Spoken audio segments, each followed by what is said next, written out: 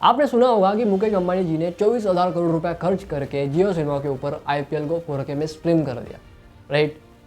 Stream कर दिया मतलब आप आईपीएल को आज के डेट में वहाँ पे देख ही रहे हो।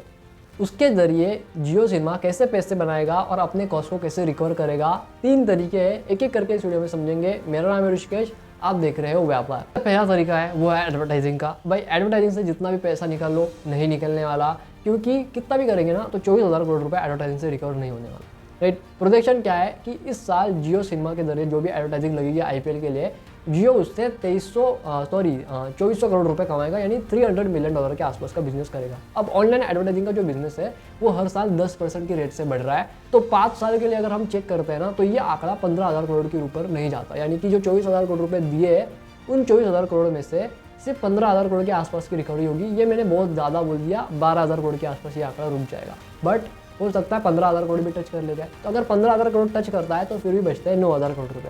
तो बाकी 9,000 करोड़ की रिकवरी कैसे की जाएगी और प्रॉफिट कैसे बनाया जाएगा, इसके लिए जो सेकंड स्ट्रेटेजी है वो है क्रॉस सेल अप सेल की। तो यहाँ पे बेसिकली नॉर्मली जो आपने सब जगह पे सुना होगा कि जो एक 4K आईपीएल है उसको अगर आपको 4K में देखना है तो 21 GB जो है वो आपको लगता है कॉस्ट, और 21 GB आपको जो है वो पे करना पड़ेगा जियो को, तभी आप जो है वो 4K में देख सकते हो। जियो को पे करना पड़ेगा, आप जिस भी कंपनी के थ्रू आपका चल रहा है डेटा आप उसको पे करना पड़ेगा आपको, ठीक है, अगर 4K में देखना है तो। लेकिन हर मैच के ऊपर कोई इसको 4K में नहीं देखने वाला, ठीक है।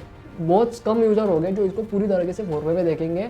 हर दिन हर मैच के ऊपर करोड़ों में व्यूज़ नहीं आते, किसी मैच के ऊपर 1 करोड़ आएंगे, किसी मैच के ऊपर 2 करोड़ आएंगे। हाँ, जो बड़ी मैचेस होती है जैसे CSK होके मुंबई होगी, CSK से रिलेटेड मैचेस हो या फिर मुंबई से रिलेटेड मैचेस हो, इन मैचेस के ऊपर ज़्यादा ट्रैफिक होता है, तो यहाँ पे ज़्यादा से ज़्यादा पैसे बनाए जा सकते हैं। जैसे कि अगर मैं एग्जांपल लेता हूँ कि CSK वर्सेस मुंबई, ये जो इनका जो भिड़ंत होता है, इनका जो अगेंस्ट इनका जो टीम का जो मैच होता है वो इतना रंगता है, इतना ज़्यादा उसके ऊपर यूजर्स की बाढ़ आ जाती है कि वहाँ से पैसा जो है वो बन सकता है। मान लेते हैं कि भैया एक चेन्नई CSK के 10 मैचेस है और 10 ही मैचेस के ऊपर जो है वो 7-8 करोड़ लोग जो है उन मैचेस को देख रहे हैं, जो कि देखते ही है इन मैचेस को, ये आंकड़ा इतना टच हो ही जाता है।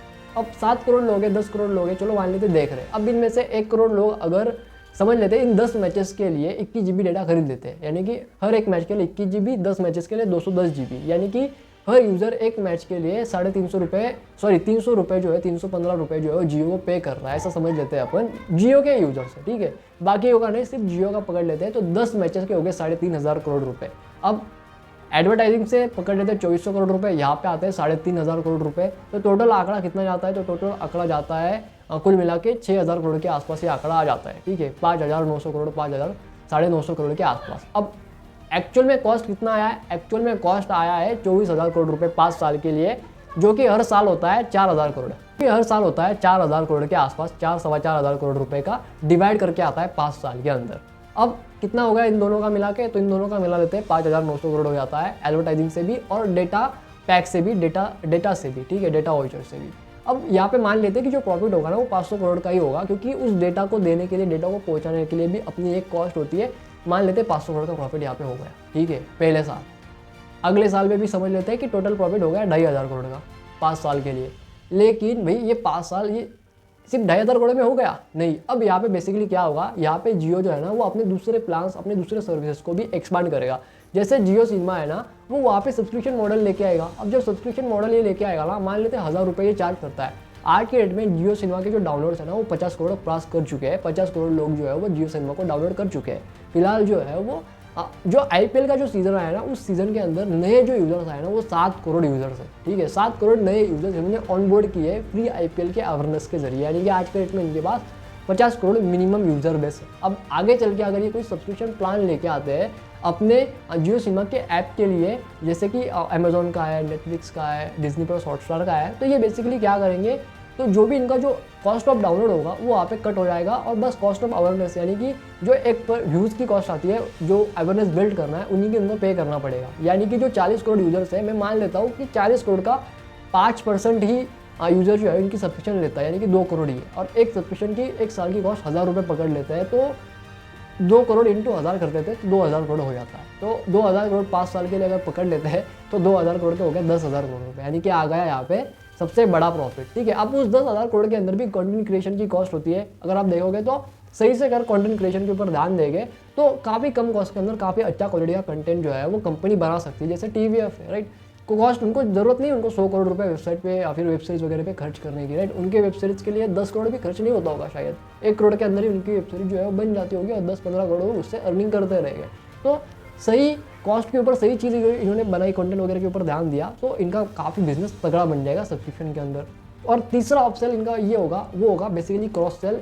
यहाँ पे बेसिकली ये जियो फाइबर, जियो की दूसरी जो वीआर वाला सर्विस आने वाला है, राइट, उन सर्विसेज को भी ये एक तरीके से लोगों को बोलेंगे कि आप जो है इनको भी खरीद लो। अब जियो फाइबर को लोग ज़्यादातर लोग जो है वो खरीदेंगे, क्योंकि जियो फाइबर के एड्स वगैरह जो है ये एप्पल के आईपीएल के सीजन के अंदर ये जो है वो अपने ऐप के थ्रू लोगों को जरूर दिखाएंगे, ठीक है। तो वहाँ से भी इनका पैसा बनेगा, वहाँ से भी इनको प्रॉफिट जो है वो बनेगा। अब तीसरा इनका जो मेन प्रॉफिट होगा ना, वो होगा यूजर डेटा से। अब यहाँ पे बेसिकली क्या करेंगे, जब 40 करोड़ यूजर्स आते हैं तो 40 करोड़ यूजर्स फीस और कैचेस भी लेके आते हैं।